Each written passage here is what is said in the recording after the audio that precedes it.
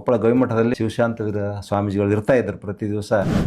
ರೋಗಿಯಾಗಿ ಈ ಯೋಗದಲ್ಲಿ ನಾನು ಬಂದೆ. 1.5-2 ಲಕ್ಷ ರೂಪಾಯಿ ಭಾಳ ದವಾಖಾನೆ ಕರ್ಕೊಂಡು ಅಡ್ಡಾಡಿದ್ರು ನನಗೆ. ಸುಮ್ಮನೆ ನೋಡೋಣ, ಇದೊಂದು ಪ್ರಯತ್ನ ಮಾಡೋಣ ಅಂತ ಸುಮ್ಮನೆ ಟಿ ವಿಯಲ್ಲಿ ಮುಂದೆ ಕೂತ್ಕೊಂಡು ಪ್ರಾಣಾಯಾಮಗಳನ್ನು, ಆಸನಗಳನ್ನು ಮಾಡ್ತಾ ಹೋದೆ. ವಿತೌಟ್ ಮೆಡಿಸಿನ್ ಎಲ್ಲ ಕಂಟ್ರೋಲ್ ಆಯ್ತು. ಅವಾಗ ಗೊತ್ತಾಯ್ತು ಯೋಗದಲ್ಲಿ ಒಂದು ಏನೋ ಶಕ್ತಿ ಇದೆ ಅಂತ.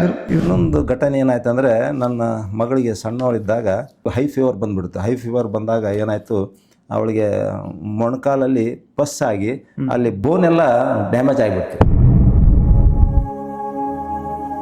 ಏಕ್ದಮ್ ನಾನು ನಮ್ಮ ಧರ್ಮಪತ್ನಿ ಏಕ್ದಮ್ ಸ್ಟೇಜ್ ಮೇಲೆ ಹೋದ್ವಿ. ಸ್ವಾಮೀಜಿಯವರು ಅಡ್ಡ ತಡೆದು ನಿಂದಿರಿಸಿ ಕೇಳಿದ್ವಿ. ಅವಾಗ ಅವ್ರು ಕೆಲವೊಂದು ಆಸನಗಳನ್ನು, ಪ್ರಾಣಾಯಾಮಗಳನ್ನು ಹೇಳಿದರು, ಕೆಲವೊಂದು ಆಯುರ್ವೇದ ಮೆಡಿಸಿನ್ಗಳನ್ನು ಹೇಳಿದರು. ನಾನು ಈ ಯೋಗದಿಂದ ಬಹಳಷ್ಟು ನಾನು ಕಲಿತು ಇದ್ದೀನಿ. ಅದನ್ನು ಕಲಿಸೋದಕ್ಕೆ ನಮಗೆ ಪ್ರೇರಣೆ ಮಾಡಿದವರು ಸ್ವಾಮಿ ರಾಮದೇವ್ ಗುರೂಜಿಯವರು. ಯುವಕರಲ್ಲಿ ಹೃದಯಾಘಾತ, BP, ಶುಗರ್ ಹೆಚ್ಚಾಗ್ತಾ ಇದೆ. ಹಾಗಾಗಿ ಇಂದಿನ ಯುವಕರಿಗೆ ನೀವೇನು ಸಂದೇಶ ಕೊಡ್ಲಿಕ್ಕೆ ಇಷ್ಟಪಡ್ತೀರಿ? ಒಂದು ಕ್ಷಣ ಕೆಟ್ಟ ವಿಚಾರ ತಲೆಯಲ್ಲಿ ಹೋಗಬಾರ್ದು, ಒಂದು ಕಣ ಕೆಟ್ಟ ಆಹಾರ ನಮ್ಮ ದೇಹದಲ್ಲಿ ಹೋಗಬಾರ್ದು ಅಂತ ಸ್ವಾಮೀಜಿಯವರು ಹೇಳ್ತಾ ಇರ್ತಾರೆ. ಕೃಷ್ಣಾಜಿ ಅಂತ ಅವರಿಗೆ ಬೋನ್ ಕ್ಯಾನ್ಸರ್ ಇತ್ತು. ಪ್ರತಿ ದಿವಸ ಬೆಳಗ್ಗೆ 2 to 3 hours ಪ್ರಾಣಾಯಾಮ ಮಾಡ್ತಿದ್ರು. ಬೋನ್ ಕ್ಯಾನ್ಸರ್ ಸತಿ ಆರಾಮಾಗಿದೆ. ಯೋಗ ಉಚಿತ, ಆರೋಗ್ಯ ಖಚಿತ. ಎಂದಾದ್ರೂ ನಿಮಗೆ ಸಾಕಪ್ಪ ಈ ಸಂಘಟನೆ ಸೇವೆ ಸಾಕು ಬಿಟ್ಟು ಬಿಡೋಣ ಅಂತ ಅನಿಸಿದ್ದು ಏನಾರು ಇದೇನೋ ಘಟನೆ?